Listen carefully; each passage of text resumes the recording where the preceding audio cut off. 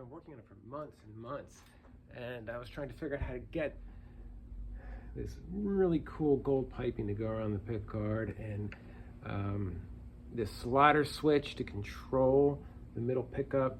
That's just a slider pot is what it is. Cool stuff, right? All right, it took me forever to finally make it all work. I had to order this 500K pot from Germany, and had to wait for it to get here, and then come up with a way to get the piping to stay. And it looks really awesome. You know, it harkens back to the old echoes of the 60s. I even have one back there. Can you see that echo hanging up there? It's silver sparkle. It's next to the orange bass. Well, it's got the piping around the edge of the body. This one has the piping around the pickguard, which I've never seen before. And I think it's cool stuff, right? Oh my God. All right, so this slider controls the volume of the middle pickup, and that pickup is wired out of phase. So, you know, I install these in-phase, out-of-phase switches for people, and they go fat sound for in-phase and super thin sound for out-of-phase, and it's just like, I don't know if you're ever going to use that out-of-phase. It just seems like it took it too far. Then I thought, well, why don't we just fade in the middle pickup so you can get the perfect amount of out-of-phase? Basically, you're cutting out low end, which isn't something you can normally do with a guitar. You usually cut out high end. And that's a new way of doing it. And so now you got the third pickup, which looks amazing, and sonically you can do something interesting with it. So that was the idea. So let's do it. Let's try it.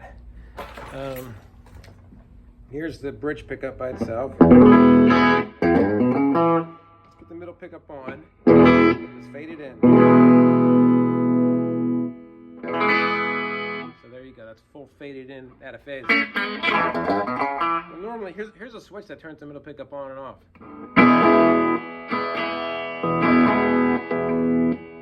Right? But now how about just somewhere in between? There you go.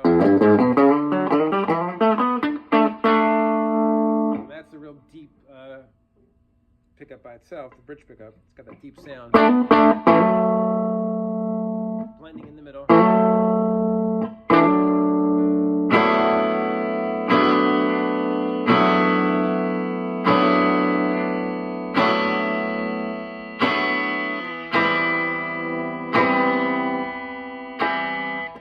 Exact amount that you want for the song. It's just a really cool thing to do.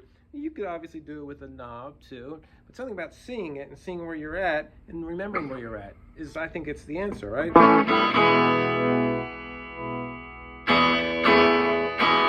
Now let's do it with gain, because you know what? I watched some footage of Brian May back in the 80s talking about recording the Bohemian Rhapsody solo, and he said he put the two pickups out of phase. And I was just like, that's crazy, out of phase wiring for one of the most famous guitar solos ever. And I just couldn't believe that was the situation.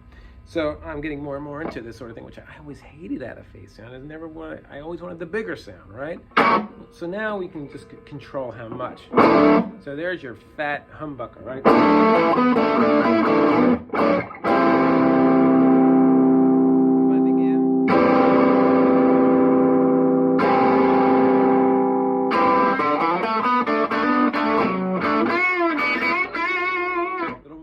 Thinness there. Nope, we can go all the way. Might be too much, right? There you go. How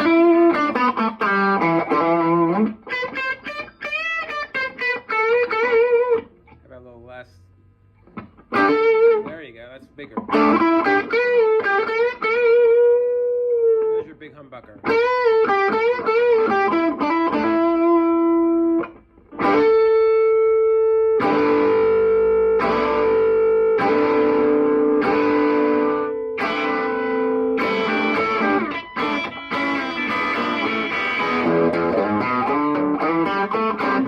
Out the middle pickup completely. Bring it back in. Just the right amount. All right, let's do it with the neck pickup.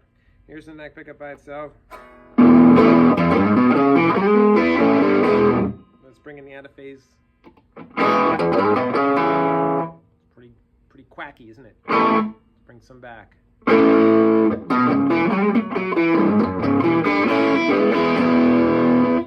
So cool how you can just bring it in and out. All right, now let's just go back to clean, and we can, you know, course, I gave you the ability to give you in-phase wiring as well, right? So let's do that. Let's do the bridge pickup. Pull that for in-phase, which is usually the opposite. Usually pull for out-of-phase. So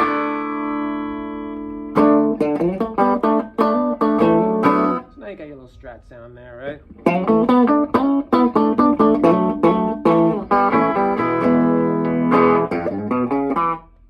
Let's do the neck in the middle. Let's do all three.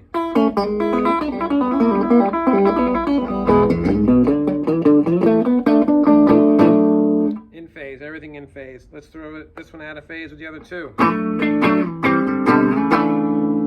Let's bring it out a little bit.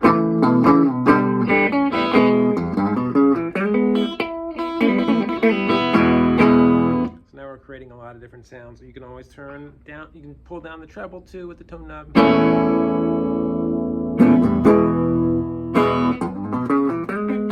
Out of phase with the tone, crank down all the way. So a lot of sonic possibilities in this thing, and it looks like a crazy 60s weird guitar that you'd never expect to be able to play on stage, but it's a roaring machine that can be completely relied upon. Not like the old 60s guys back there, which get a lot of money these days, right? You can see them back there. Right there, and then the Japanese one. They look beautiful. And you want to put it on stage, but you might not be able to rely on it. I mean, I still collect them. I think they're beautiful, and I think they're worth the money because they're works of art. And I totally inspired by them. But to make them work on stage, man, that is a really cool thing, right? There you go. Blue sparkle headstock, metal badge. Black back, blue binding, multi-layer, and the piping is just out of control. Well, there it is. I call it the Trace Royale because it's very regal looking. All right, there you go. Up for sale, $2,300 with a case, a hard case, a fancy hard case. These prices are going to last forever. Someday these things are going to be very expensive guitars. I predict. I don't know when. All right, there you go. Enjoy.